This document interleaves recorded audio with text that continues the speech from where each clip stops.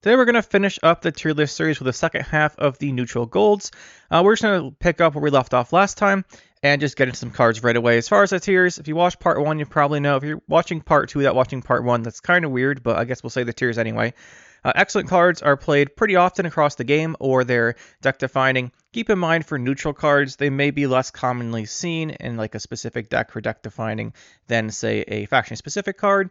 We gotta keep in mind like there are a lot of decks in the game at the end of the day, so some things are deck defining, even if you don't see the deck that often. Good cards are played, you can play them pretty commonly, or they're good in a specific deck, but they don't define the deck, they're just good cards. Okay, cards are playable, usually better choices, so either it's a card you can play, but usually is a better choice.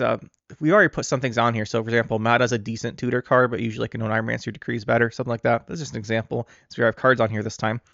Niche cards are very specific uses, or they're like the most important card in a deck that's not very good. So like Adarin's Key and Reavers, but Reavers isn't that great, even if it's really annoying to play against, stuff like that. Weak cards are not played, but they could be with a buff, so maybe if these cards are a little better, we could see them be played, be more interesting. Bad cards need multiple buffs, or they're just not going to be good. They need a lot of help.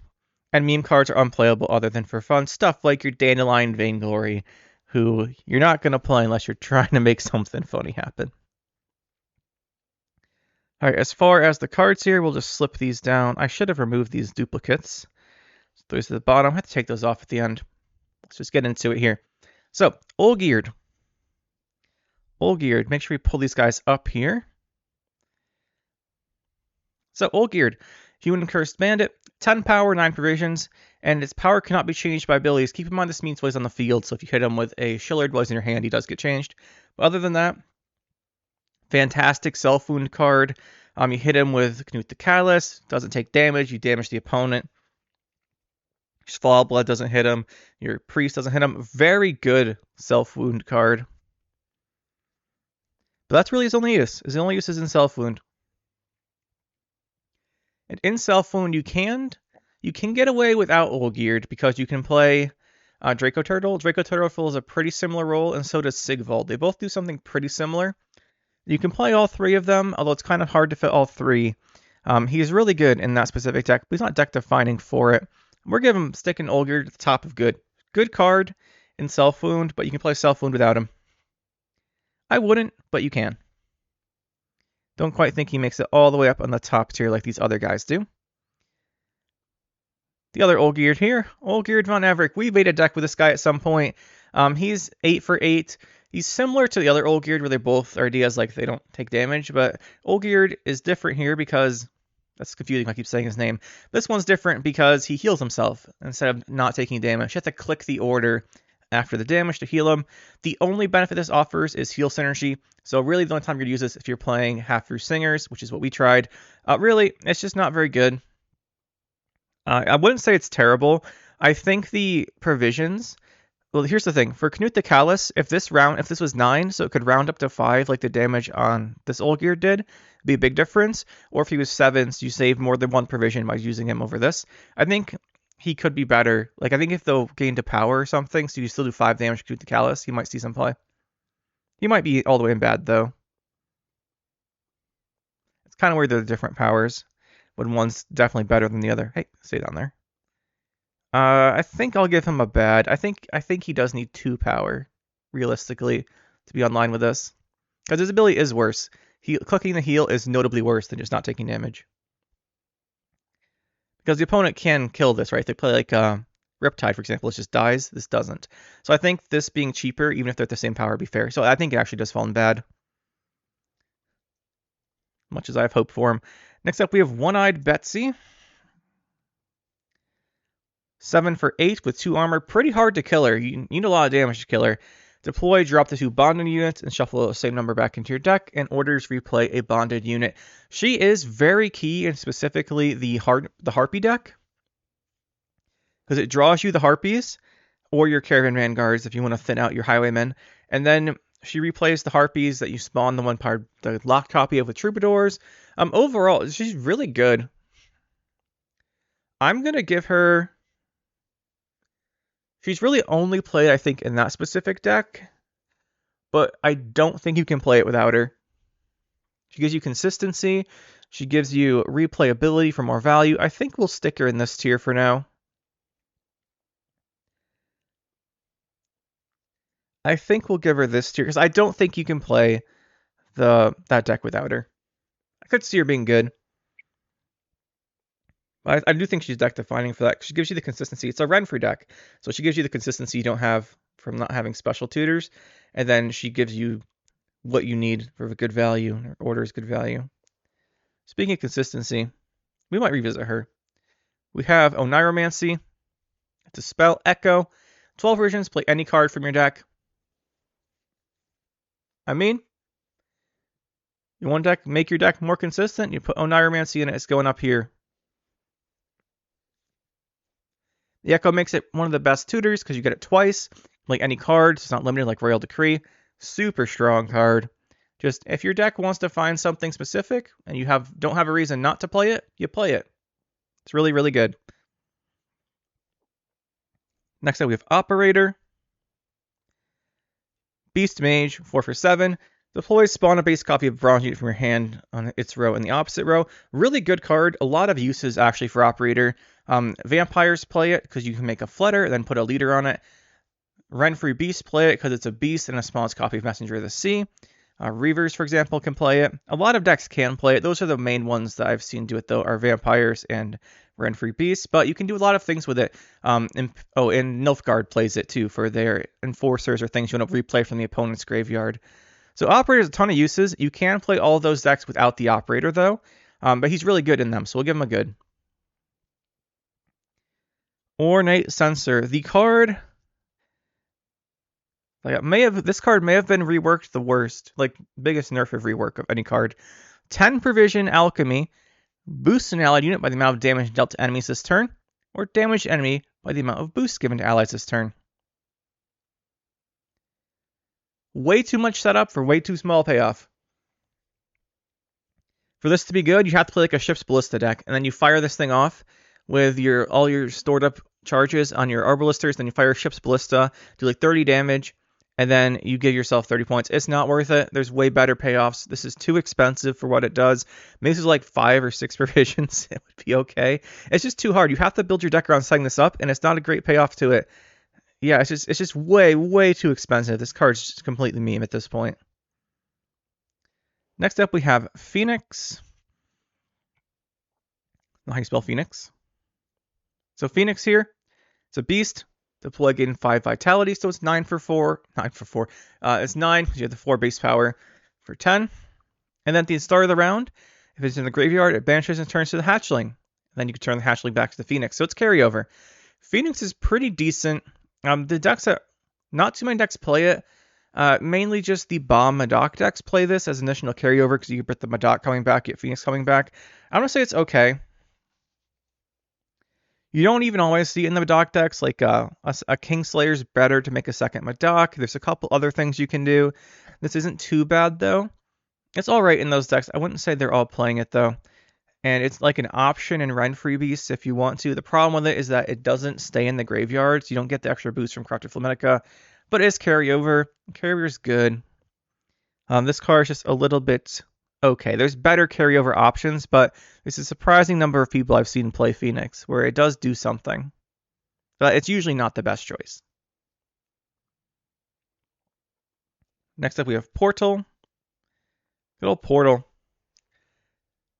Deploy, summon a bronze 4 Persian unit. Well, I say bronze. A 4 Persian unit can be gold. There aren't any, but if there ever are, it could summon them. It summons a card immediately, and then 3 turns it summons the other one. The one that summons at 3 turns is a lot worse because it summons at the end of the turn, so you can't buff it up if it's a, say, an engine card. But Portal has just so many uses. I'm going to put it up here in the excellent tier. Portal sees a ton of play. You can play it in... what's it called? I play it in Bounty. That's pretty good.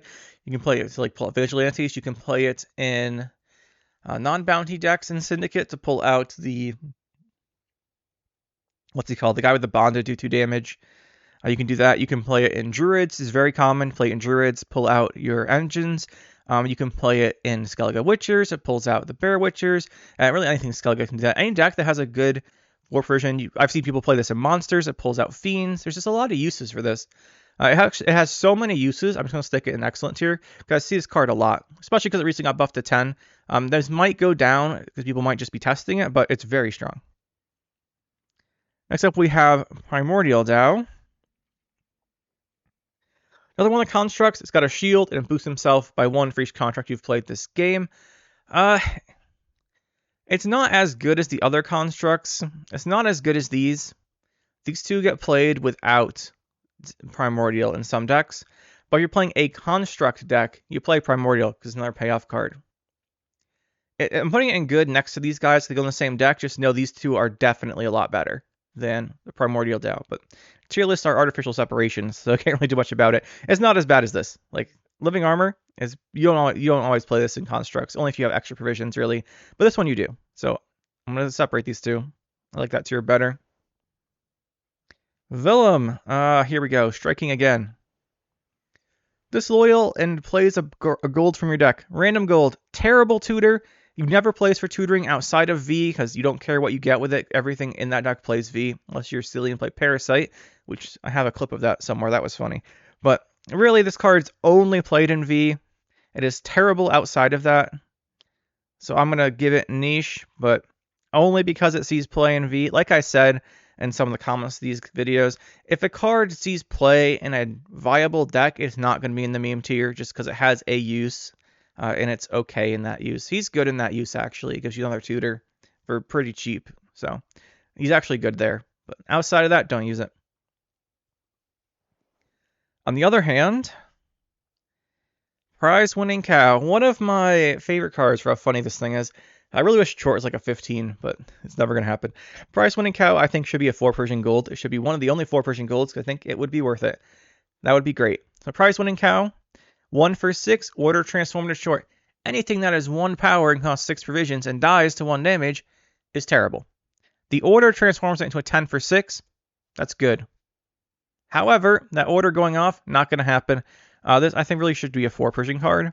At 4 provisions, I think it would actually be good. I would actually think it'd be good. The reason why is to be played in Renfree Beast as a beast option. I think that would actually make it playable if at 4 provisions. So I kind of want to see that. And then you could pull off a portal, and then it would be okay. Like, I want to see that. I think that would be funny. But as it is, you have to give this thing Zeal, and there's way better things to give Zeal to. It's not worth it. I'm going to give it bad, though, because I think if this was 4 provisions, it would actually see play. I think it's savable. Next up, we have Reda. 9 for 10. And if you have no duplicates in your starting deck, you spawn a stratagem. Spawning stratagem is really good. There are some really strong stratagems in faction. For example, the Nilfgaard one with the lock and the Skele one with the discard are both are probably the 2 best. They're really good.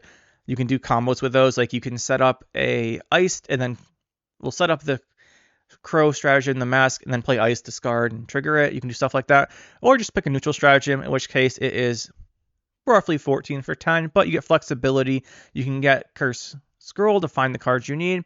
It's worth more than it looks like on the face of it. So really strong, and it's deck defining. You play Reda and Shoop in the Shoop decks.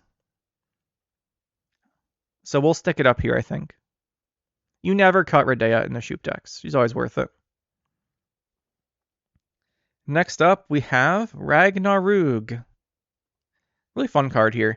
Scenario, 13 provisions, doomed. It progresses when you play a gold unit, so unlike a lot of scenarios, not Masquerade Ball, but like a lot of scenarios you can progress with bronzes, this one you can't. If you're committing Ragnaros, you're committing your gold cards too, so that's really expensive to do. What it does is it spawns Cataclysm for 2 turns on both enemy rows. If that all hits, it's 12 damage, which is quite good. And then when you play the first gold unit, you do 5 damage to the enemy. It's actually pretty good. It does a lot of value. Kind of wish it said play Alzur's Thunder instead, because it kind of goes with the theme of it playing a neutral card at Chapter 2, but it is what it is. And then it's Chapter 2's play Clear Skies, which boosts all of your units on a row by 1. Problem here is these are kind of different things, right? The Cataclysm damage and this damage are control for like a control-based deck, and the Clear Skies goes in a Swarmy deck. So it has a little bit of conflict there, but the value is not too bad. Just usually your in-faction scenario is going to be better. I'm going to give this a week, I think. Not a week, an okay. I think it's fine. I think it's a fine card, but usually your in-faction strategy is better. Building around a big neutral deck thing like a Renfree might be better. But really, this card's not that bad. It's just that it's overshadowed by the in-faction scenarios, especially as those keep getting cheaper. Like we've got 13 provisions on like getting the Shadow, for example. That's much better. But this, I think if it was maybe a 12 provision scenario, maybe, but it's actually not too bad. It's just kind of hard to fit spots for. Next up, we have Regis Bloodlust. When you lose it's a 17 for 10, so insane stat line, Vampire. And if you lose a round while it's on the battlefield or graveyard, banish the top 3 cards of your deck. So usually that's just kind of whatever. Worth noting, Echo cards go on top of your deck after this resolves, so you can't banish your Neuromancy and Erendite. Those you get to keep those. And if it's in your hand or deck, you banish yourself. So you don't play it round 1 and you lose round 1, it goes away. But really what you do is you play some monsters, it's 17 points, and then you eat it with Azrael, and then you don't care. It's good. Specifically for that reason. This with a lot of monster strategies is really tall. Think Ogroids. It's just really tall and you eat with Azrael. It's not the most ubiquitous thing in monsters, but it's definitely a pretty good option for them. You can also do non-monster stuff with this if you want to, but generally it's mainly a monsters card.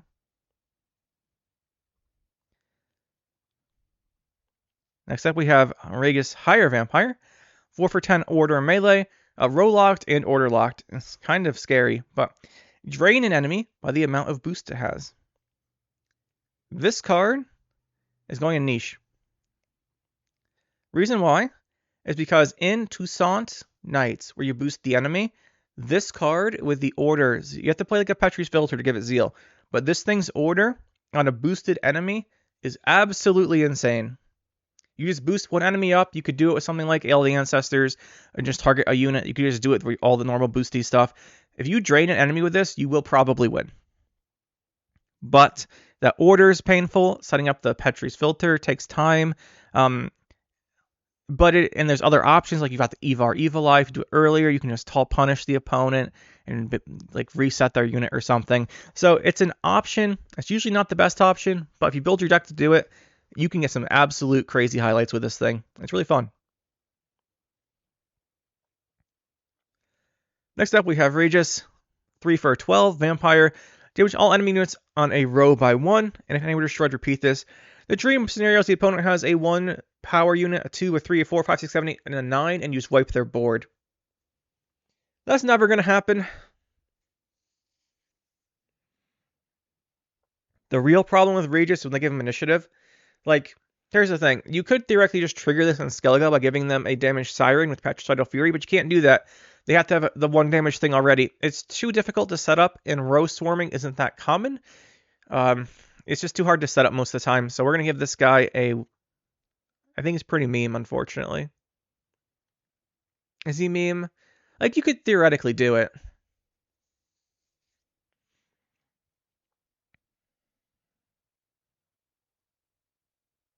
It's not as bad as the other meme cards. We'll give this guy a bad. I think we'll give him a bad. I think if he had more base power, so you're guaranteed to at least get some decent value. Like, say you damage everything on the row by 1, you can't reset it, and he's like 5 base power. You could get like a decent amount of row damage. Not a great amount, but even at the current state, like say you do damage by 1, say you can set up a 1 power guy and you damage everything by 1 twice. If you do that twice to like say 6 units, he's getting a good amount of points, but it's still nothing crazy. I think his floor is just too low. Next up, we'll hit Renew. More specific, Renew plays a card from your graveyard with 9 provisions or less and gives it Doomed. It costs 12, so the card you're bringing back, let's just say it this way. Theoretically, cards in Gwent are balanced by their provisions, so you're paying 12 to play a 9. The 9 provision card better be really good. The only uses this usually sees are Vanadane, if you're being pretty funny and making as many waylays as possible, or on Pavetta and Blue Stripes Commandos. But those decks don't need Renew. You can play 2-round Blue Stripes Commandos where you don't renew the Pavetta. You can play the waylays are better without Renew, I think. I think Blue Stripes are better with it, but they don't need it. I'm going to give this card those are my uses for it. Because things usually well, let's put it this way. As time goes on and the Balance Council puts a lot of good cards to 9 provisions to be used in Golden Necker that don't see other play, this card will get better. However, if you're playing Golden Necker, you obviously can't take advantage of that. But other decks can take advantage of the reduced provision cost, maybe for some new combos. But overall, Renew, I'm going to give it an okay, I think. I think the Commandos, like, it only gets played Commandos and Waylays, and those decks are both fine without it. For Commandos, it might be good, but I don't think Commandos is as strong, like strong enough right now to consider that. However, I might put it in niche. Commandos and Waylays. Yeah, I like niche. We'll stick this in niche. It might be okay because of Commandos, but Commandos isn't that popular, and it's not that great after its nerfs. And Waylays is just better without it. But you can play this thing in those specific situations, and it's good. Renfree. Oh, you guys were waiting for this one. Renfree. 4 for 14 at this moment, which will be changed, I'm sure, next patch. Again. Human Curse Bandit. Doomed. Fun fact for you guys, if you weren't around a couple years ago, she came out at 7 power and not doomed, so you could recycle her and put her back in your deck. And they also nerfed several of her curses and blessings since then. If you think she's strong now, just imagine that. Everyone played her 2 or 3 times a game. Deploy. If your starting deck had 25 units in it, at least, create a curse to replace your leader and a blessing. I'm not going to go through the curse blessing list. All the curses are good. All the blessings are good. They're situational. You just pick the best one at the time. And her value, typically the value on a Renfree is going to be about 20. Like about 20-ish, right? Just say if you get an average one, it's going to be like 8, destroy an 8, do 6 damage. And then the passive's usually worth like 8 as well. So usually get around 20 from her, I think. But the high rolls on Renfree are insane. If you're playing like vampires, you can double units base power. Well, that's a plus 22 points just on that order usually because you're on Morwood. So many options from Renfree, so flexible, so strong. Just an incredibly powerful card. One of the game-defining guards. And you guys thought I was just going to stick Renfree in excellent. We've been baiting you this whole time. This whole time there's been a tier above excellent. I just didn't show it to you guys. The Transcendent tier. These are cards that define the entirety of Gwent and beyond faction specific. These are cards that are so ubiquitous and so strong, they define the game as a whole, not just specific decks. Renfree is going up here, and also so does Golden Necker. Those two both go up here. And yeah, these 2 cards, I think, define Gwent more than anything else. Because how prevalent and strong they are. You build decks because of this. Cards are balanced around these just because of the provision levels. It's just an incredibly powerful pair of cards up here. Yeah, like these transcend the neutral faction, like transcend the game, and these are the best cards, like strongest cards. They get their own tier. You guys thought I was going to put Renfree in excellent. I've had this tier since part 1. I just didn't get to use it in that one. So we'll leave those 2 up there and just scroll back down. Next up, we have Ring of Favor. This card always starts in your hand, and it boosts an ally by 3. At the end of your turn, increases the boost by 2. This thing got nerfed from its original release. I think originally it was 8 provisions, and it started at 4, I think. When your opponent passes, it banishes itself. So it's like a little game of, little mind game. If you think the opponent has this and you pass, they lose this and it replaces itself, which is not good. Like thinning a card for 8 provisions, not good. If that's all it does for 0 points. However, if you're playing a deck that really has to win round 1, so say example Mill, the opponent knows you're going to play round 1, they want to play round 1 all the way down to 0 cards probably, you can drop a 17, 19 point Ring of Favor on them. Really good then. But overall, this is a pretty niche card. It has really good uses, but I'm going to stick it in niche. Usually most decks don't play it, but it is really good in certain situations. If you ever make a deck that has a certain strategy that, like, say you make a deck that has a combo where if you win round 1, you win the game. Think Salamander maybe. Ring of Favor is consideration, and you can play it in Golden Necker decks too. Roach. Good old Roach. 3 for 9 Beast. When you play a gold, summon itself from your deck. Thins your deck with 3 tempo. Very consistent. Does it when you play a gold. Scroll that up. Fix that row. Roach is just excellent. Played widely across the game. Tons of decks play Roach. Super good card. Is that Rock Barrage? That's bronze. 1 second here. I better not have put that in the wrong category and missed it in the bronze tier list. We'll take a look. Next up, we have Royal Decree. Play a unit from your deck, tactic, 9 provisions. You're playing a Golden Necker deck, you're playing this because it is a tutor for it. If you're not playing Golden Necker deck, still a great tutor. Plays any unit of your choice. Really strong. It's very consistent, very good. Next up, we have Rune Mage. 4 for 10 Human Mage. For the rest of the game, your creates show you 5 instead of 3 options, including the card he makes. He makes the Runestones. Never play a Runestone in your deck, just play a Rune Mage. What this enables most commonly is this enables Shoop, because Shoop and Reda, mostly Shoop. Shoop has exactly 5 choices, so if you play a Rune Mage, it lets you see exactly the 5 choices you want. You can always pick the one you want. If you see, actually, I think Shoop's 6. No, it's 5. It's 5. You always get to see 5 choices.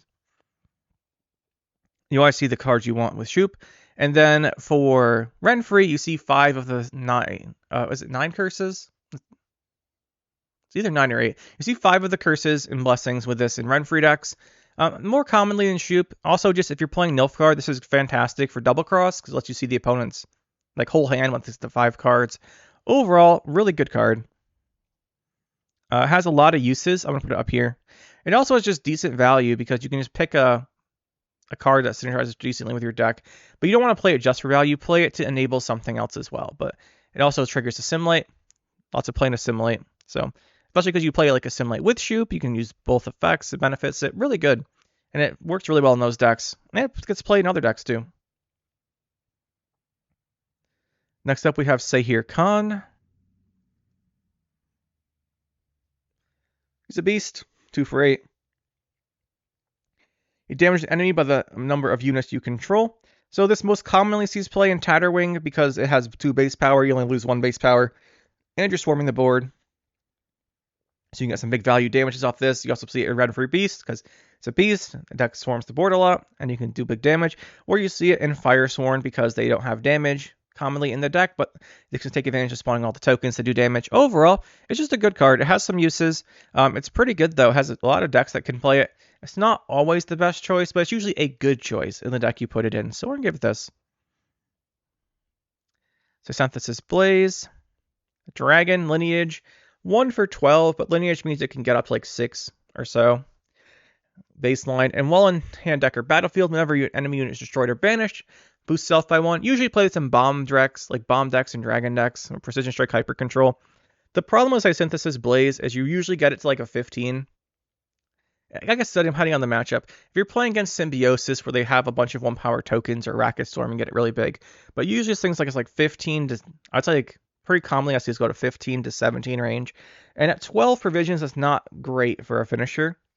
I think this card's okay. I think it's the worst of the dragons. I'm putting okay and weak on Synthesis Blaze. There are much better finishers. And it's just really expensive. Like, think about the other finishers you see. Gord's 7 provisions. Golden Child's 8. Gascon's 8. Just we saw one earlier. He's not as good because he's more specific. Dragons are actually good. Yeah, it's just... You don't have to play him in a dragon deck. Like a bomb deck can play him, but they'd rather not.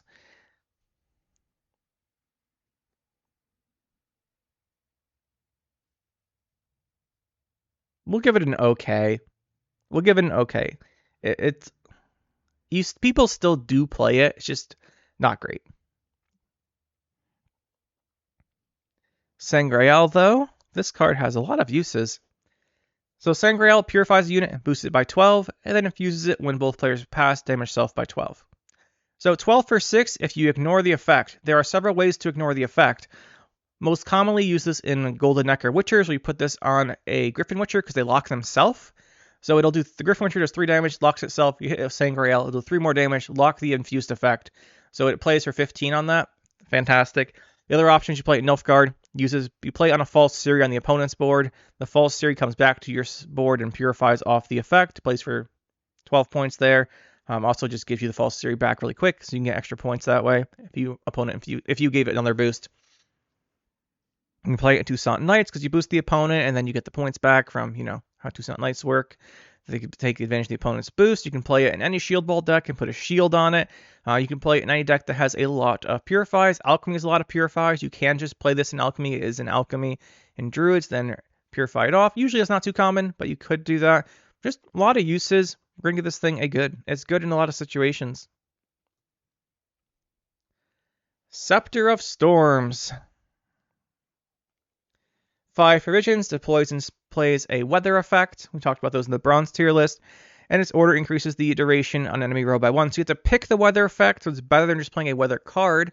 However, Tempest, we'll get to later, plays all the copies of the weather from your deck. You never want to play a weather card, you just want to play 2 copies off Tempest. That means this is worse because it doesn't count as a copy.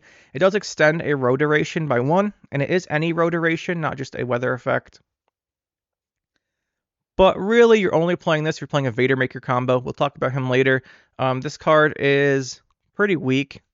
I think at 4 provisions, maybe it would be okay, because you could play it in something that's like playing Skele of Storm, or you could play it in, like, just use it. I don't know, maybe this card is meme. Maybe I'm too high on this card. But at 4, no, at 4 you'd see it play in a Golden Necker decks. I think it's an artifact. Any artifact at 4 becomes a consideration, I think, there. So I think this card will put in weak. Really, it's bad, but it can only be buffed by 1 provision. So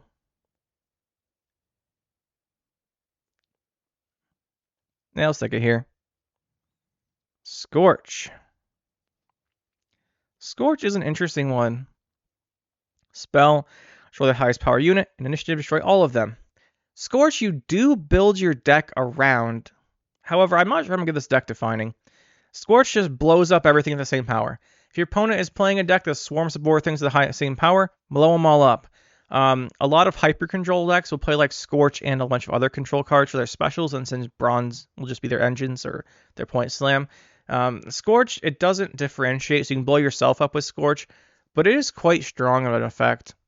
I don't think I'm going to give it deck defining, because all those hyper control decks are pretty much the same with or without the Scorch. I use it as our control tool, but it is pretty good in them. It's not that widely played, though.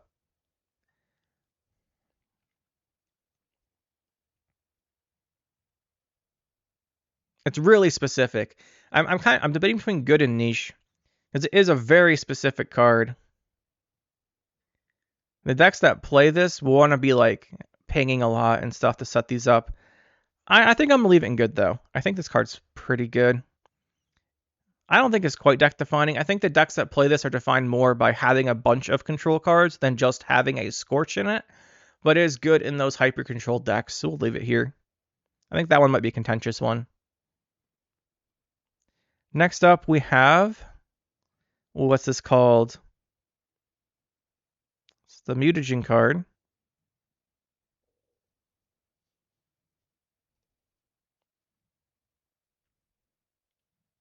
I think I know what it's called. I don't.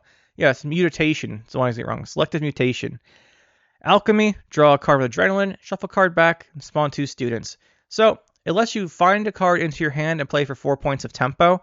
Those students you can take advantage of the students in Witcher decks. It's a good, decent card in Witcher decks. Witcher decks don't always need this because you have other tutors. You got stuff like Geralt we talked about earlier, Quen. You can play Decree if you're playing something else with units. It's fine. It's fine. Usually you see this in the decks that take advantage of the swarming with the students, so Skellige Witchers and some Northern Realms Witchers. So I think the thing with this that's pretty useful is actually, specifically in like Cohen Witchers, if you ever brick your Cohen by drawing it, you can put it back with this, or put back your Bear Witcher for your Geralt Quen. So I think I'm going to put it in good. It's pretty good in Witcher decks, kind of like along with Leo and Berengar. I like that. Next we have Shoop. Our boy Shoop here. Double check there's 5 choices, I'm not wrong. Yep, there's 5 choices. So if your starting deck has no duplicates, you pick one of these choices. You pick either Mage, Hunter, or Knight, and then you get one of the effects on it. You want to play Operator with this, so you see all the choices, because the choices are, a lot of them very specific, but very, very good.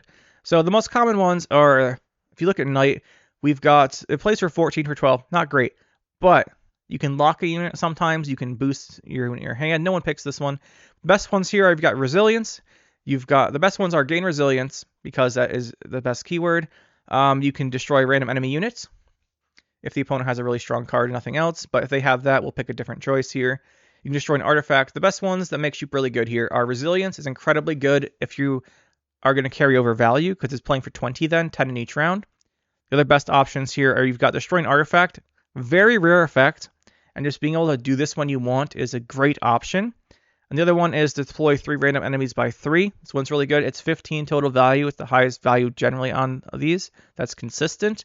And the other one that's really good here is the split 13 damage. So if you don't have, there's 2 more in Mage that are really good. If you have no units out, the 13 damage will go to all enemies because the deploys resolve before it sees Shoops on the board. So your opponent has like 13 points of guys out. Just play this, blow them all up, and then you have board presence. The other one is the opponent has one really good unit, and you're going second. You pick this one, and you move it to your row, because, again, the deploy goes off before Shoop's on the board. They have their big card and nothing else. You don't have a unit. You play this, it always takes it. Very flexible, very strong effects. And since this is a special, all the Shoop cards are doomed, but Shoop himself is not. The Shoop stay off. So you can recycle this with Alyssa, one of the pretty common things to do with her. Overall, very good. Very, very good. Where's Reda? Let's go together.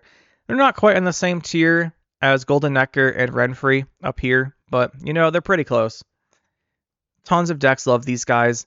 Mostly Skellige and Nilfgaard because they can reshuffle the choices or take advantage of it, but really good. Next up we have Siegfried, I think it is. Siegfried. Siegfried of Denzel. 6 for 7, purify all other units. Most of the time, you do not need to purify all units. Usually you just need to purify 1 unit. The exception to this is specifically Witch's Sabbath. If you're playing a Witch's Sabbath or Scratch-A-Lot deck, which we haven't played in the longest time, but if you're playing a Witch's Sabbath deck, you can purify everything comes back with the Witch's Sabbath, and that way it does it again. But let's be real. You're not doing that. Because Witch's Sabbath still gives them doomed, I believe. Yeah, it gives them doom still. Yeah, it still does. But really, its only use is really Witch's Sabbath because no other reason you really have to mass purify. Sure, against some decks, it might be occasionally useful, but the Pellar 4 for 4. The 4 version's just way better. This card is quite bad. It's not hopeless because a gold purify that plays for decent value. It's not useless, but like it'd have to be like a 6 for 5 or something. Just 4 provisions is so you have to play 4 provision cards all the time. So anything that's above 4 but does the same thing as a 4 provision card, you really gotta look at closely because you're paying a lot by decreasing the provision cost of your upper range cards to put in your deck. So I think I'll put him in bad. I don't think he's quite meme. He does have that one use, but no one plays that deck. That deck's not even played enough for me to put it in niche. We'll just leave him down here. Next up, we have Sillkill. Sillkill's a deck-defining card. It's not that commonly played of a deck-defining card, but it definitely is one. You build your entire deck around this. It damages the enemy by 1 and plays a bronze from your hand, and you get Sillkill back. Death blow, that's the death blow. And then initiative is the damage goes up, and once you get to 3, you get Masterful Sillkill, which doesn't need the death blow. There's really only 2 decks that can do this. One is Patricidal Fury, because you give your opponent the 1 power tokens. Then you just ping them off with Sillkill to get Mastercrafted 1. And Skele has a lot of damage cards, works pretty well together. The other option is Nilfgaard. This is much less common, but in Nilfgaard, you can play Imprisonment, use the orders to set it up. But really what you do is you play the Disloyal cards, because they're at 1 power. But Sillkill is deck-defining card. Not the best of deck-defining cards, but it definitely belongs up there. Next up, we have Skele of Storm. This is a definition of an okay card. It's only ever played in Rain. In Rain, the Storm can really boost your Messengers of the Sea, but you got Fulmar to make Storm. Rain, if you have Messengers out, is generally just good enough. You've got Kraken. Usually it's just like not great way to make Rain, but it's not bad. If you're playing Golden Necker Rain, it is actually decent in there because you can get a whole bunch of Storm. You can't play those other Storm cards that way, so it's decent there. We'll give it an okay. To get the bottom of okay. It's not that bad in Rain, but usually you have better choices. Snowdrop. Human. 2 for 8, and Zeal Order, draw 2 cards, shuffle the same number back. Whenever you draw a card, boost self by 2. So if you just use this order right away, it is 6 for 8. Not great, but it is 2 points whenever you draw a card, which is fantastic in certain leaders. So Pincer Maneuver draws cards frequently, and if you what you normally do with this in Nilfgaard is you combo this with the Tactical Decision Leader, which makes this play for 12, because you're drawing 3 cards there too. Overall, this card has a lot of uses. You can do it combo it with those decks because those decks want to draw cards. It's really good in those decks, but you can also just play it in decks that don't have the best consistency. So some Renfree decks will play this. Some Shoop decks will play this. Specifically, if you're playing a Troll Porter Lippy deck, you can play this to reset your hand, and then you play the Troll Porter. Any deck with Troll Porter actually wants to play Snowdrop because you get Snowdrop and Troll Porter, you get like an extra 15. Well, it's an odd number. You get like an extra 10 points right away. So I think actually I'm going to stick Snowdrop up here. It's played pretty commonly. I don't know if I think it's on the same tier as these guys. I'm going to stick it next to Betsy. I think it goes above good just because of how strong it is and how widely it's used. Like, it's used in a lot of different decks. Those decks aren't the most common decks, but it does have a lot of uses. So I think I'll put it up here. I have to zoom in or zoom out again. Tier list keeps getting smaller and smaller so I can see the cards coming up. Next up we have Stregobor. Stregobor has 1 use. Timer 2 range. Each player draws a unit, sets its power to 1. Human Mage. 5 for 9. The only way you use this is for specifically Mill, Nilfgaard Mill. And the reason you play this is because you can play this, then play Mata. Mata draws you both a card. And then if you went first, the opponent mills the card at the end of the turn because Stregobor draws you both a card. You replace the 1 card they drew. Timer goes off. Boom. And they are, they lose a card. You can technically do it with Tibor as well if you don't go first, but really this is specifically going first, Crystal Skull it, then play Mata. It's too specific. I'm going to give this card a meme. Like, the thing is, you can do that in Mill. No one does that in Mill anymore. It's too easy to kill. Like, it's row locked, and it takes 2 turns, and it's pretty low power. It's just too weak. I'm going to stick this in meme. And there's no saving it because it sets both units power to 1. Like, sure, you can manipulate your decks. You always get a certain card. Like, maybe you get something with Veteran. Like, I don't know. The Juristic Veteran that that heals itself. But come on. Like, no, not even Mill plays this. And Mill plays some of the jankiest stuff in the game. Next up, we have... I know some people will not like this. What's this thing called? Summoning Circle, I think? We're starting the test now of the names. Yeah, Summoning Circle. Spell, Resilience. Look at the units in your deck in order from top to bottom and choose one. And it gains counters to its provision cost. And there's a counter for each adjacent unit. When someone reaches 0, it summons the unit. Now, theoretically, this is a tutor. It's the most roundabout tutor you can think of. And it summons instead of plays. Also needs units next to it. Timer doesn't go down automatically. Pretty weird card. This card was reworked because it was broken before. But this is the new effect. It's just a weird tutor. I don't think it's meme. Put my marching orders. I think for how weird it is and losing the deploy is just too expensive. But it does have resilience. I think this card's under experimented with, including by me. Like, I think we have to experiment with this more. I don't think it's unplayable. I think it needs very specific uses. I've seen people play this mainly in Mill to pull out like Imperial Golem, or even not just in Mill, but to pull out like Imperial Golem. I think it's too expensive for being so specific. I think if it's cheaper, people might try and use it. Kind of like how Mercenary Contract. You guys remember how Mercenary Contract was expensive and no one played it because you don't only want to tutor a bronze with it. Maybe this is like set up like that, or it'd be cheap and could tutor like a bronze out, like a Greatsword or something maybe. But I don't think it's meme tier quite, but it's pretty bad. Next up we have Sunset Wanderers, I should say. It starts in the leftmost part of your hand. So you always start with this card in your hand, which is nice to know. And then it moves to the right 1 spot each turn. If you pass before... So if you pass, you don't get turn ends anymore. So it stops moving over. And then if there's ever not pass and it's at the rightmost side of your hand, it sums itself out. Usually you can sum this out in like round 1 for like 7, 8, 9 points. More like 7 or 8, I think, in round 1. And then it draws you a card. So it thins your deck and plays for some tempo. Usually you want to carry this into round 2, though, because it's worth more points then. You cycle the card then. It has some uses. Usually you play this in like a Hyperthin deck in Nilfgaard. People play this with Renfree sometimes. It's always played in, well, not always. It's frequently played in Tatterwing because it's 1 base power. It gets tempo. It actually has a lot of uses. I'm going to give it good. It's pretty good in those decks, but it's not like defining to them. You can play other stuff. Next up, we have Surrender. I'm going to give you guys a fun fact here. This is the Platinum Patrol theory of Gwent. I'm not kidding, by the way. This is my actual theory, so I believe the game works. People play the cards that their deck is weak to. You ever think about this? Whenever you play a deck that's scenario-based, they have a heat wave to answer scenarios. They're thinking about scenarios. You ever play against a deck that goes really, really tall? They have answers to tall cards because they're thinking about it.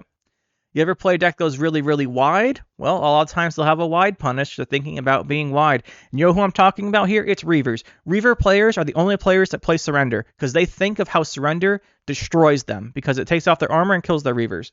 So Reaver players think about Surrender, and they're the only players who play it, because that's the Platinum Patrol theory right there. That being said, removing 2 armor and damaging anything by 2, it's better than Lacerate. Lacerate's bad. This is better than Lacerate because it removes 2 armor because of armor, but really it's just a little expensive. I think it's weak. I don't think this card's terrible.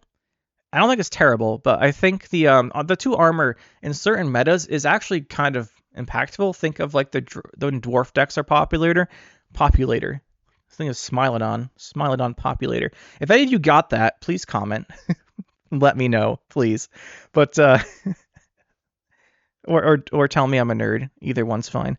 But any of these are, whenever those decks are popular, you can just like damage the armor and damage the units, because sometimes damaging the armor is like damaging the units because of like Dennis and stuff like that. And it's like raids if they're playing a Seawolf based deck, although they don't have that many units most of the time there.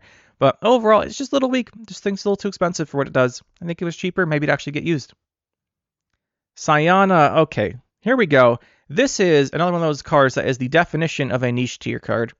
Sayana is a human cursed, has the order of repeat the deploy of the next unit you play. There are some bonkers orders in this game. This is usually comboed specifically with Operator for the meme armor gain deck in Skellige, where they play like Ale, and then they get infinite armor on their cards, and you can't win because of Armor Smith. But this is a niche card. Like this is a niche card. Sayana is a niche card. There are some decks I want to play here for double deploys. That deck's not that great, but you have to play this card in the deck, so it's gonna go in there. That's here. Oh, you know what? Perfectly placed. Tainted Ales next. These guys go together. So Alchemy, Zeal Order. This is not 37. Ale the Ancestors got 38. That means Ale the Ancestors is better because 38 is higher than 37. But Alchemy, it damages enemy by unit by 2 and infuses it with this effect. This effect is when it's boosted, it takes 1 damage. So what you do with this is it's terrible. This is atrocious value. 6 for 10. Oh, that's so bad. But it does have order, so you can spread the damage out. Nowhere near worth it. And that was all this card did. It has to be like 6 provisions. Maybe 7. Probably 7 because of the flexibility compared to like Mastercrafted Spear. 6 or 7. Probably 7 because it has the order, so you can set it up and use the damage combo with other stuff. But the only time you'd ever use this is for this infused effect in the armor gain deck we talked about. It's going right next to Sayana. Like, this is a deck. Sayana and this with Operator is a deck. It's not the greatest deck, but it is a deck, and these are the key cards in it, so they're going to niche. Next up, we have Tempest. Tempest, I love. Such a cool card. So Nature, it plays all copies of Frost, Fog, or Rain from your deck. Like I said earlier, you never want to just play them. You want to play them with this. It thins your deck by 2 for 7 provisions and plays for 4 points of tempo if all the damage can land. Like, they got a unit in each row. They can each take 2 damage. It plays for good value. I'm going to give this card an excellent, actually. Tempest is really good. The reason why Tempest is really good, thinning your deck by 2 is amazing, and there are decks that benefit from this. So Rain, you play 2 copies of Torrential Rain. Not that commonly anymore. People still do it, but not that commonly. But this is a very key card in Symbiosis, not Devotion, because it pulls out 2 natures, and you want to be playing those natures to empower your Symbiosis trigger. It triggers Symbiosis 3 times. It empowers your Herald Gourd.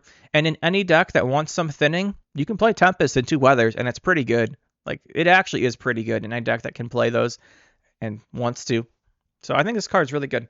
It gets played, I wouldn't say randomly, but a lot of decks you wouldn't expect just play a Tempest. Like, sometimes you're playing Hyperthin Nilfgaard and they throw out Tempest and 2 Weathers because it's a pretty cheap double thinning. Any deck that just wants that double thinning, it's not a bad option. I might be overrating this one. Maybe it's good. But I see this card like all over the place randomly enough that I'm going to stick it up here. Probably down here somewhere. So at the end. Tashmutos. One of the options for Golden Necker removal. And like I said, the Plat Patrol theory. If your deck's weak to it, you think of it. If you're playing a Golden Necker deck, you got Siri Nova in it. You know what Tashmutos does? It's damage enemy by 5, plus 1 instance for each status. Siri Nova has 3 statuses. This just blows through her and kills her. So people play it in that deck because of that Plat Patrol 3. But at the end of the day, this is actually just a good removal card. It's actually just a good removal card because most often a lot of key cards will have a status, and there's a lot of ways to give statuses, right? Say if you're playing a deck that gives bleeding, well, you know what? Say you're playing like Golden Necker Vampires, it's pretty easy to give bleeding to an enemy, and then you're just like bam, bam, 10 damage. A lot of defenders have the defender status plus something else. So you can just bam, bam, hit those. Some cards that are problematic come down with Veil, things like Casimir, you're like bam, bam, kill those. I say a lot of bam, bams here. But yeah, it's just a good removal card. Last Wish.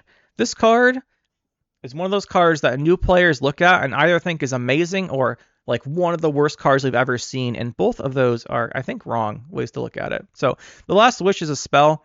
Looks at the top 2 of your deck and plays one. You banish the other, though. So I think the new players look at this like, what if I see my 2 gold cards and I banish one? I've just like ruined my deck. Yeah, you have. But you don't build your deck in a way that happens, right? So Last Wish, it's just a thinning option. This is really limited to Golden Necker, because Golden Necker, what you can do, frequently you'll see this in monsters with Death Wish Golden Necker, is every special in the deck will play a card. Specifically in Golden Necker monsters, this is important, because that way Golden Necker plays the Necromancer's Tome, and whatever special you get plays a unit to trigger the Tome. So it's not terrible. And you can play outside of that too, like I've seen it in other Golden Necker decks, just as a way to get a card. It does play anything, but you really want to play this in a deck that thins a lot. Generally, just Golden Necker decks will use this as a tutor option, or like near the end of the game when you only have like a couple cards in your deck, because Golden Necker decks thin a lot.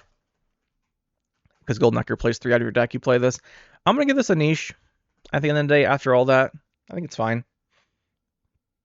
It's really good in certain decks, mainly Golden Necker Death Wish, but I've also seen it like in Golden Necker Harmony, Golden Necker, what's it called? Salamander plays it. I've seen a lot of decks play this in Golden Necker. Not all of them, not nearly most of them, but it is pretty good in some situations there. Oh, we're firing up on the good cards now, though. Mushy Truffle. Resilience, amazing already. Resilience location, and the order is spawn and play Golden Froth. We've talked about how good Alien Ancestors was in the last video, part 1. This spawns and plays a bonded card from your deck. If you're playing a bonded-based deck, having another copy of it's great. This is usually played in Nilfgaard because of Illusionists or other bonded cards, mainly Illusionists. Or you play this in Druids because you get an extra copy of your Key Engine or Iron Falcon Jugglers, Knife Jugglers. You're playing a Knife Juggler deck. There's just a lot of good cards, and it plays the card. Harpies play this. It plays the cards to get your deploys, and the order carrying over for 6 points is good. And just the value on it's pretty good. Usually you get a good card, the bonded card, and it's better than you think just because playing an extra copy of bonded units means you get the first way bonded works is the first one isn't good. All the ones after are really, really strong. So you're getting more copies of the really, really strong effects as opposed to the first effect. So Mushy Truffle is amazing. Just has so much use. The carryover works super well, especially with Alien Ancestors. We'll just stick it next to it. Fantastic card. Trial of the Grasses. 6 version Alchemy. It does 6 damage. Well, that's not true. It sets a unit to 13. If it's not a Witcher, it does 6 damage first. So you can either hit a unit that's 7 or higher and boost it to 13, or you set your Witcher token to 13, which is the most common use. And then if your opponent has something at 6 power, you can use it, do 6 damage to that, and kill it. So really just a decent Witcher card.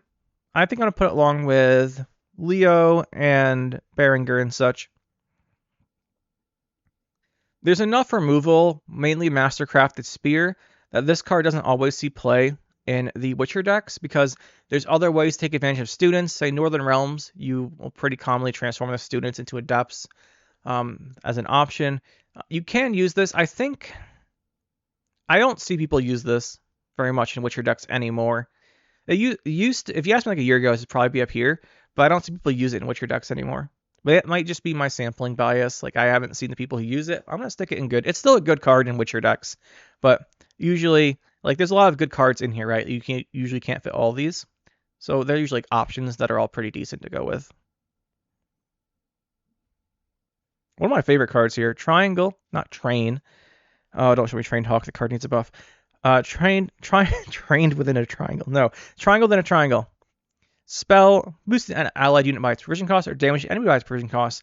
Your opponent plays a really expensive engine, boom, it's dead. You play a really expensive card, boom, it's boosted.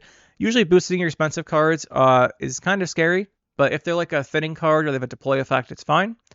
Triangle within a triangle, I think, just suffers. Like, the idea is it's a spell. Spell synergies do exist, but they're not great.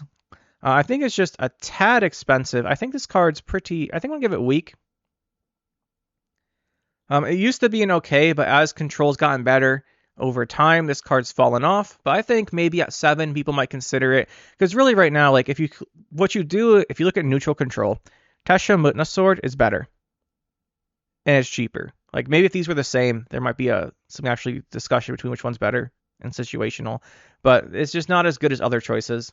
I won't even put an okay where this is slightly better. This is objectively a lot better. So this is going to fall down here. Triss Butterflies up next. We'll just hit all the Trisses. So Triss Butterflies, 4 for 9. She shuffles a card from your hand into your deck, then draws a card of your choice with 3 boost. So she plays for 4 tempo, but she does 3 hand buff on the cards you pick. She can fix your hand if you drew a card you didn't want to. She can find your best cards. This is like a staple of Renfree decks, to find your Renfree without needing a special tutor. And she plays a hand buff. She plays in a lot of decks. Do I want to say she's excellent, though? Where do we put Iris? Yeah, I think I'll put her next to Iris. They have similar uses. Iris is better, I think, than Triss, because these have more uses. You can like buff up your deck with Erland, you get more points with decks. But I think she has more uses because of like hand buff and stuff. So we'll give her a little bit more here. I've seen people use her as well for spotter decks, where you boost up the spotter with her thing and then shuffle it back. I wouldn't recommend that. I think that's a little bit overkill, but we'll put her here. Next up, we have the Hyperthin Triss Marigold. 3 for 8 and damage an enemy. Well, you reveal a unit from your deck. Reveal used to be an archetype. Now it's kind of just a thing on Triss and Yennefer. Reveal a random, and I guess Sarthesius. Reveal a random unit from your deck and damage an enemy by its power. Hyperthin your deck down to like a Tibor. Well, not Tibor, like an Imperial Golem or something like that. And then it says 12 damage. Really great, but those decks don't really want to play this. We'll give her a niche. Her spot's just been taken over by Reus. Like, Reus does the destroy with the Rico combo. It's better than damage. And then he has the additional effect of setting the power. And really just Triss. Triss you see more than Yennefer, but she's really specific to Hyperthin. And with the most common Hyperthin deck is nowadays, doesn't really run her. I have to zoom out again here. Well, this list is getting pretty small, guys. But, oh, here we go. Next Triss. Now we're talking, though. Where's Meteor Shower? Let's go. Triss Meteor Shower. It damages either all the enemies on a row by half their base power, or boosts all things on your row by half their base power. Fantastic card. This card is incredibly strong. Usually you want to play a deck that plays into the ranged effect. So most commonly Nilfgaard, Renfree. This is like a Renfree point slam card finisher, because you just make copies of stuff with things. You get double copies. The Renfree's gang is a great target. You can play this in relics, not with Renfree or with Renfree, but really she's a Renfree card mainly, and her effect's super strong because you get out a bunch of copies of stuff that have pretty high base power. Even if everything, just say you have like 8 units with 5 base power, she boosts 8 units by 3. She's playing for 27. That's insane. She's really, really good. I'm just going to give her, she's going straight to this top tier. Incredibly powerful card. Throw her up here. Next up, we have Triss Telekinesis. Human Mage. She spawns a bronze special card from either player's starting deck. You're paying 6 for visions, above a 4 for this. You're paying a lot to do this extra card, so it better be worth it. The most common use for this is to play an Otkel deck and use this to make an extra copy of Freya's Blessing, so Otkel brings back an extra unit. That's actually really good. That's her main use.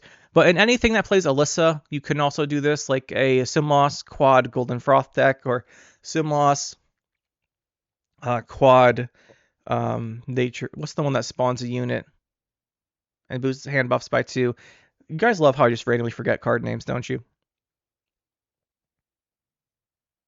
Bountiful Harvest, that's what it is. Just making extra copies of those is pretty good, but she's pretty specific, and you can play those. Well, you can't really play the Otkel one without her. But she's pretty limited in her use. But we're going to rate how she plays in her decks. You can't play Otkel without her, but I wouldn't. We'll give her a niche. We'll give her a niche. I like that. The Otkel decks have fallen out of favor. Haven't seen one in a while. Like 3 patches ago, she'd definitely be in good, at least, because those decks were meta. But I don't see them very commonly anymore. Although they've been nerfed a bit. Yeah, I like her in niche. She's got specific uses where she's really good, but those uses are not that common anymore. So we'll stick her in here. Next up, we have the Troll Porter. We mentioned this guy already. 6 for 6, Ogroid, some synergy there, and he banishes everything in your hand, and then draw the same number of cards. Thankfully, it's Rolox. You can choose to play the ranged if you want to. This is typically comboed with Snowdrop. It's typically played in Lippy decks because you can banish a bunch of bronzes. So after you Lippy, you draw a bunch of golds. You can play this in decks that have really high provision curves, like a whole bunch of high-level stuff and a bunch of random bronzes. You see this played in Ogroids because it does have the Ogroid tag, and they do have a bunch of high provision stuff. They want to like banish the Ice Giants and stuff, and then keep the Jotun effect and stuff like that. You can see this gets played in a lot of decks with Snowdrop. You can see this played in a lot of places, actually. I'm going to give this a pretty good. Everyone thought this card was a meme when it came out. Actually, that's not true. I thought this card would be really interesting when it came out. And really, Lippy's made this card shine. But you don't have to play in Lippy. But it's still really good in Lippy. You can do it. You don't have to. Pretty good in Ogroids, too. It actually is like a good number of uses. Just be careful not to mill yourself. Uma's Curse. Create and play a gold unit from any faction. This is only played in Casino Lippy, because you can recycle the gold unit in this. I'm going to give it an okay. Because Lippy puts this back in your deck, it puts the gold unit back in your deck. It's a fun card, but you're better off playing like a Vigo's Muzzle or a Heat Wave or some kind of control card than this. But this is a fun one to use. So it's okay. It's playable, but it's not as good as the other choices generally. It's not too weak, though. Like specifically because of the Lippy deck, this does get played in there occasionally. So I'll leave it in the weak, I think. Next to Elf and Onion Soup. I think these decks, some of these decks, these are pretty similar uses, I think. Next up, we've hit Vader Maker. How he's fallen. He was never really mighty, though. So 6 for 6, Human Mage Druid. Melee increase all row effects by 1. Range decrease them by 1. Usually you want the melee effect because you're playing at a deck based on weather effects. But technically, if you're playing against something that row affects you, maybe like playing like Ragnaros, you got Cataclysms on you, you can decrease the durations. It does increase and decrease on both sides of the board, though. So if you have durations on your board, you will increase them too. And then if you set their storms, it's 3 instead. This is used exclusively with Falmar because you Falmar transform rain to storm. Then Vader Maker adds 3 more turns of storm. For like the giant Ryogans, it's not worth it. It's like a meme thing. It's not good. This card's worse than Scepter of Storms is.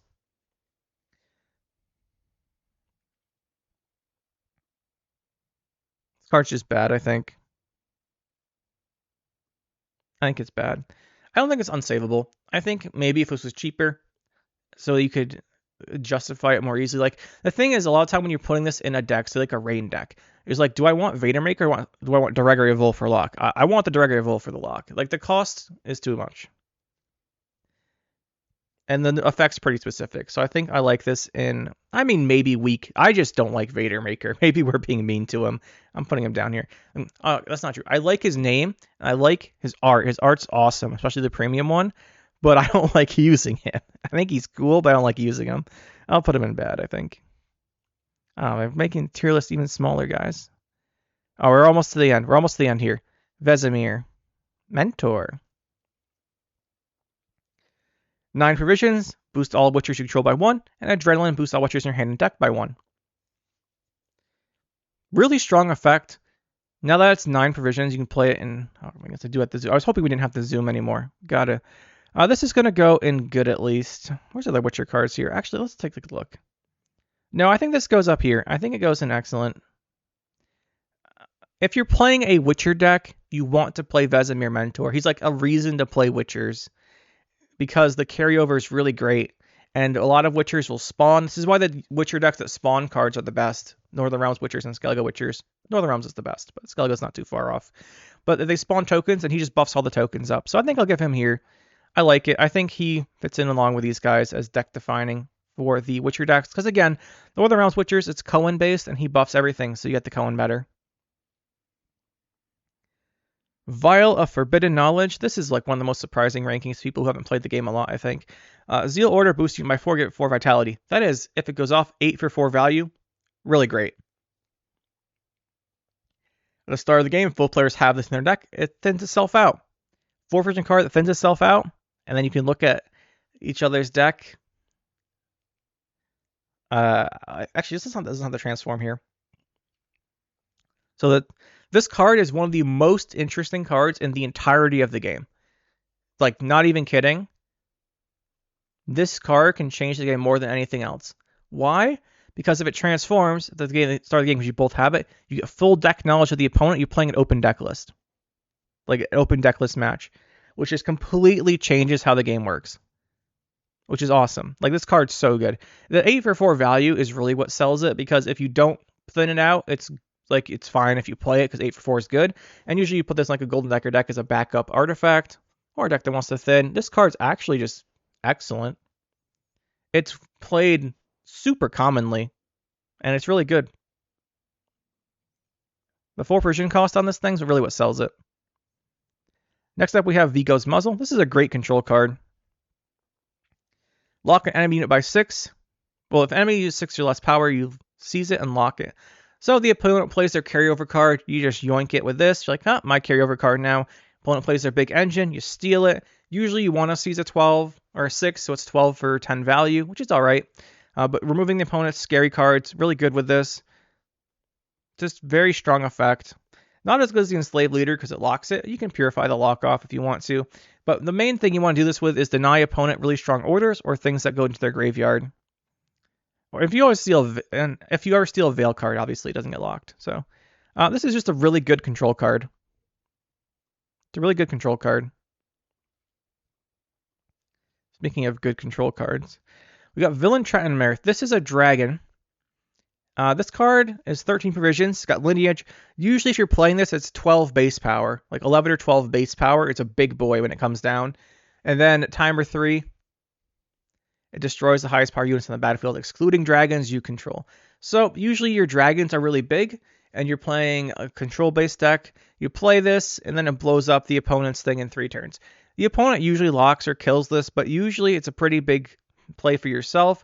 It can destroy things with the highest power units. So like Scorch, it can hit multiple things. Unlike Scorch, since it takes 3 turns, there is no initiative on this. You can play this. Then when it has a timer 1, use your Precision Strike Leader, ping everything down to the same value, let it all blow up. Really good card for dragon decks. Where if we put Akvist and such? You have Akvist good? This might be above Akvist. We have Mirgata Brake a top tier, right?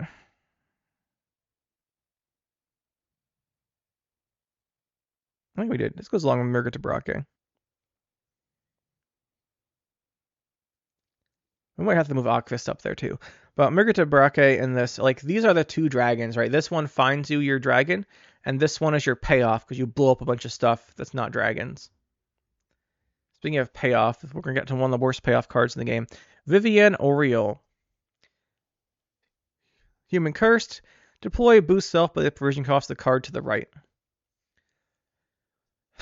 For this to be good, it's a 9 provision card. You want to get at least 15, I'd say, because it's boost. Like you want to get to like at least 15. That's hard. She's all boost, so Spores resets her. That hurts. Usually, like it's for high provision cards die a lot of the time with the powerful effects. And here's the thing: unlike a lot of cards, you heard me say, and probably a lot of other people say, well, you can buff it to Golden Necker range. This isn't Golden Necker range, but a Golden Necker deck, all your stuff's less expensive, so she's worse. And it's the card to the right of herself, so like if you target an opponent unit maybe, but like it's just not. This is just not it. This card's really bad. I don't quite think she's meme. Like when I think about these cards, a lot of time differentiation from meme and bad for me is a lot of time I'll look at the card and say, if this gets -2 provisions and it's not playable, it's terrible in meme. If this gets -2 provisions, I don't know, man. That's pretty close. 7, you'd want like at least 12 value. I think this card's pretty meme, actually. Yeah. I don't think this card, what is like 6 provisions? 7. It's going in bad. I don't think it's unsalvageable, but bad. Oh yeah, is this Vladimir? This is like one of the weird names. What are you called? It's Olgir's dad, I think. What's your name?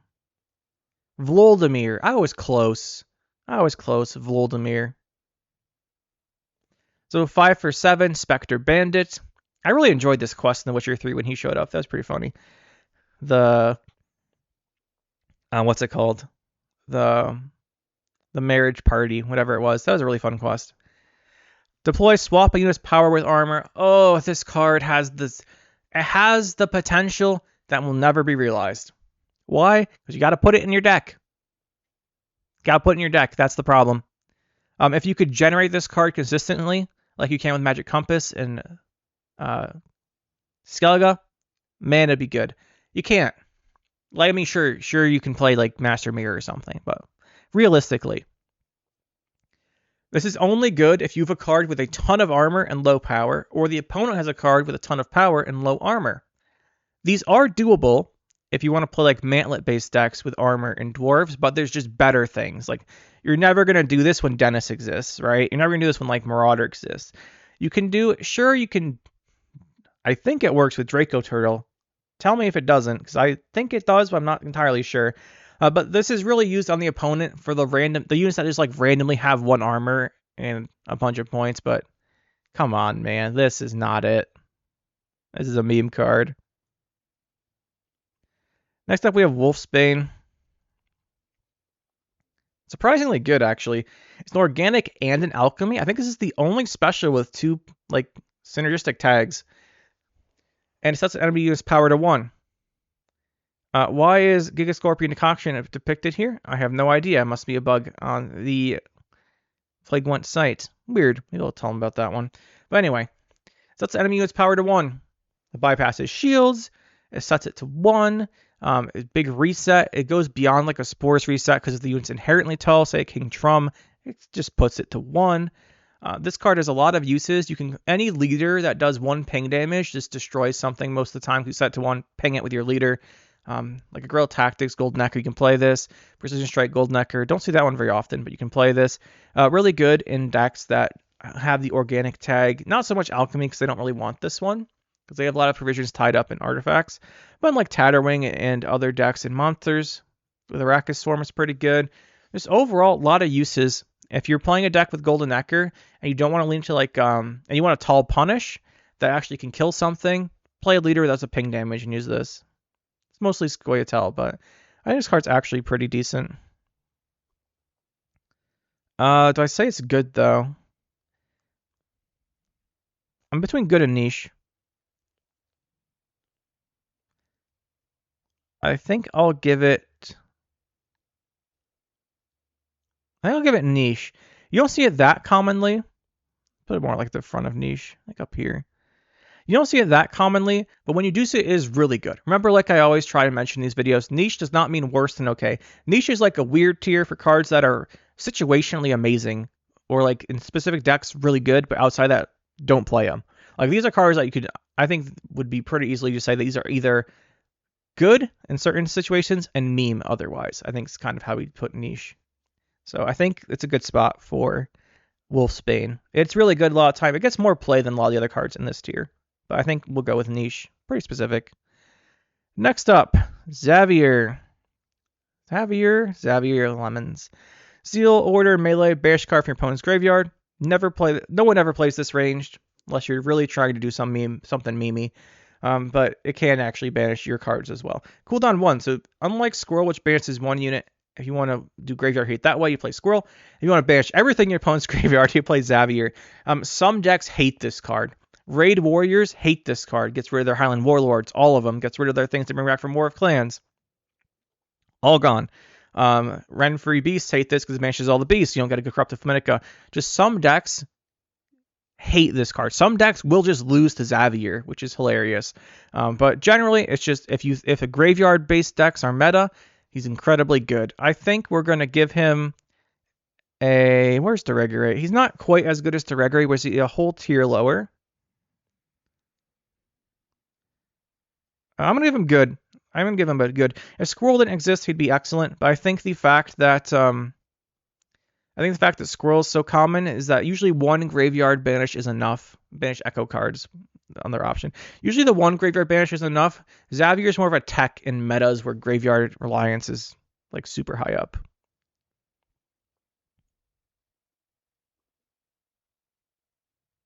Yeah, so I like him there. We'll put him there. I like him in good. Very good card, though. Yennefer Conjurer, one of my favorite cards. I loved the original Yennefer Conjurer decks before they changed how Carapace worked. Old Carapace, like immunity and stuff. You do good stuff with Yennefer Conjurer. But Human Mage, Zeal Order, deal 1 damage to highest power enemy units. If you're playing a deck with a bunch of pings, you can ping everything down to 1 power. And having Yennefer Conjurer zap like 10 or 15 units at once every turn is probably the most satisfying thing in the entire game for me. Like, if you get the opponent to have like 10 units, and each turn you just click Yennefer, and all the lightning bolts go like, bzz, bzz, I know you guys love the sound effects, and just zap everything each turn, and they play something new, you ping it down to the same power level, zap them all again. That's like one of the most satisfying things in the entire game. But she's like weak. She's not great at the moment. Real problem for her is 5 base power is pretty low for a card that needs set up for value. Like usually you need to have a lot of stuff going right to play Yennefer Conjurer, and usually it's not worth it. There's better choices, and she's 5 power. She dies too easily. It's just not very good, unfortunately. Let's hit all the Yennefers. Let's do Divination next. Hyperthin card, like everything we said about Triss applies to her, except she boosts instead of does damage. So the potential, the ceiling is higher because you can get more fully the value of a big boost than you can like doing. Say if Triss does 13 damage, usually you don't need 13 damage. Usually like kill something important, or the 13 damage the opponent doesn't have something that's tall. You also like the 13 points off Yennefer if that's what the just example value is. But she's not quite as good as Triss because the damage is more flexible, more useful. And if you're going tall, usually this is the first card cut in Hyperthin. Where do we put Triss? Yennefer's like a tier below Triss. Triss is niche, right? Yeah, we'll put her niche too. I debated between weak and niche. I think I like weak. I don't see anyone play Yennefer in Hyperthin. I think we'll put her in weak. Triss is better because the damage is more useful most of the time. Yeah, we'll do that. Then we have Illusionist, spawn Yennefer's Illusion, which is a 4 power token that dies when it takes any damage. And whenever you spawn a unit on your side of the board, the first time you spawn a unit each turn, she zaps an enemy by the spawn unit's base power, and Deathblow boosts self by 1. Really fun card. I love this card. We've made a lot of decks with it. She is okay. She's alright. You can do a lot of stuff with her. There's a lot of decks that spawn things. Nilfgaard Soldiers. Even we've done her in Scoia'tael, where you spawn things. Mainly, though, the big ones are Nilfgaard, because you spawn a lot there, and Syndicate, because you spawn a lot of there with like Megascopes and Scenarios and Mushy Truffles. There's a lot of ways to spawn cards. and the crime that spawns cards. Like, there's a lot of ways to spawn things. Usually, though, there's better cards to do. Like, you could probably run like a Renfree instead, or run like a Triss Meteor Shower for bigger payoff, because the spawn cards still have a base power of like 5, and Meteor Shower give them +3. Usually, there's better options than her. The other thing you sometimes see her in is the meme deck where they spam Imperial Practitioners to put 10 T-Bors in their hand or something. You can do it with Illusionists too, because they stack pretty well as well, but T-Bor's better. I think she just gets an okay rating. I'm not zooming out again, by the way. It's not happening. Yennefer of Vengerberg. Human Mage, 2 for 9. Melee deploy all enemy... Deploy melee damage all enemies by 2, and range is boost all by 2. You want to build around the ranged effect. This is really great in like Tatterwing Arrakis Swarm, where her base power being low doesn't matter, or other decks that swarm. Just having this access... Say you got a swarm deck, right?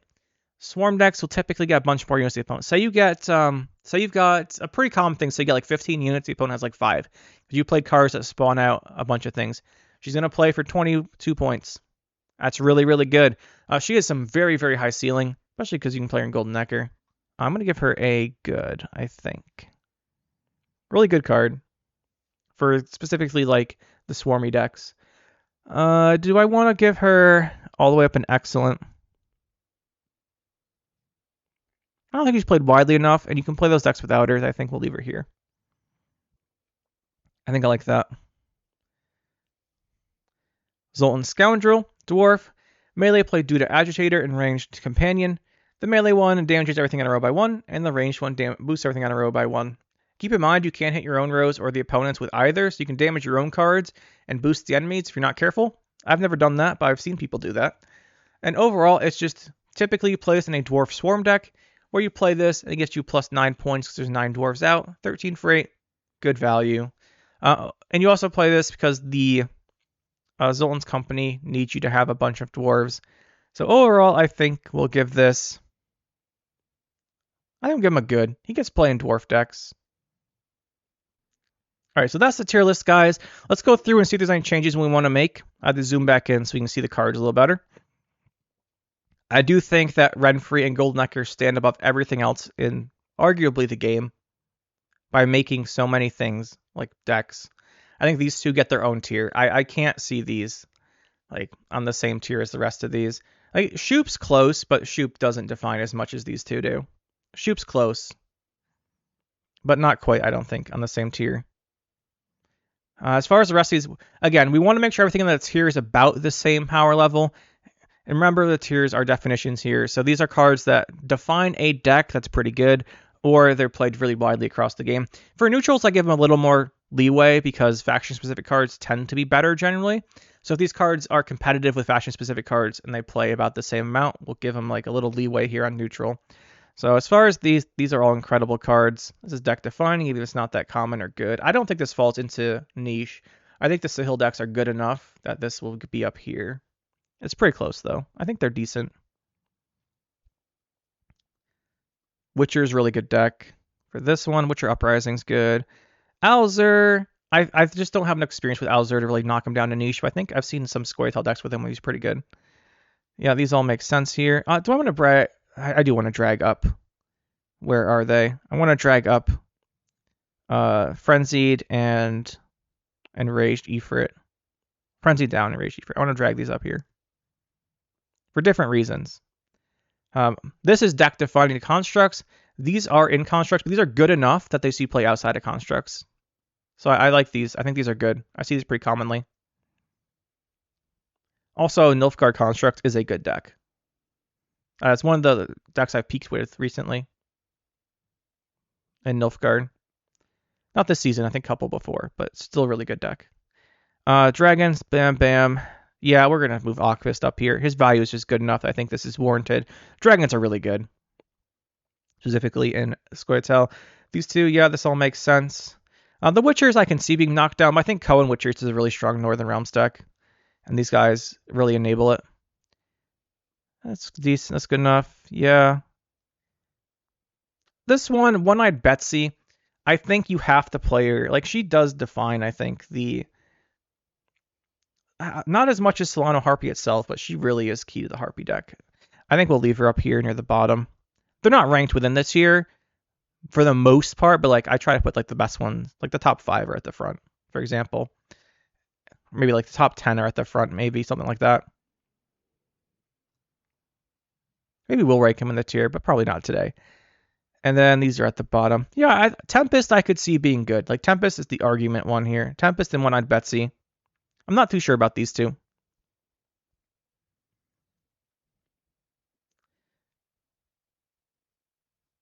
I'll knock Tempest down one. It's really good. Everything I said about it's true, but I don't see it, I think, enough to give it the excellent tier. Betsy, I think we'll leave, though. These are all really good cards.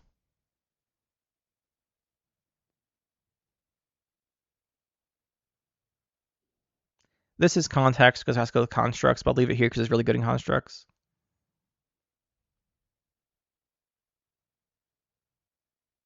This tier all makes sense to me. I like this one. The okay tier. Yeah, makes sense. This makes sense. Professional I could be seeing in good, but I usually don't see him in Witcher decks. I think he's been cut mainly for like Igni and stuff. But I think it's an option.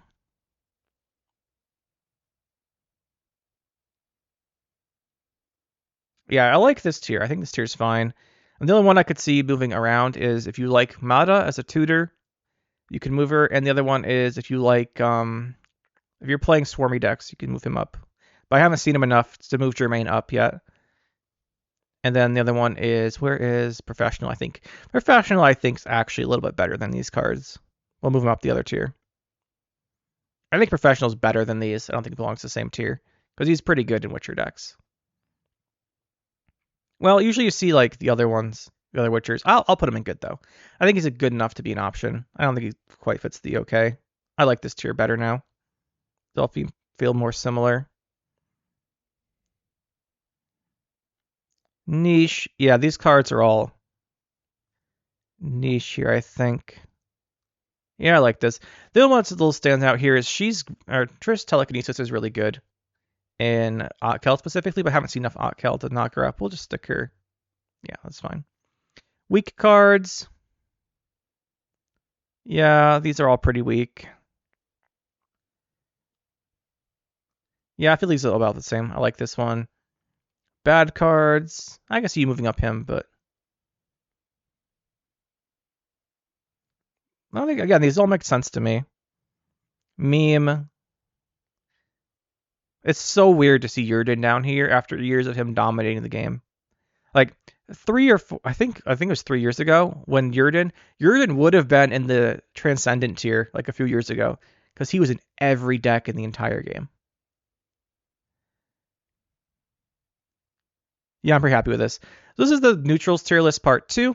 Let me know what you guys think. I'm sure you disagree with me on some things. I'll probably disagree with myself in like a month on some things too, but you guys let me know. Finally got through it, and we'll see you in the next one.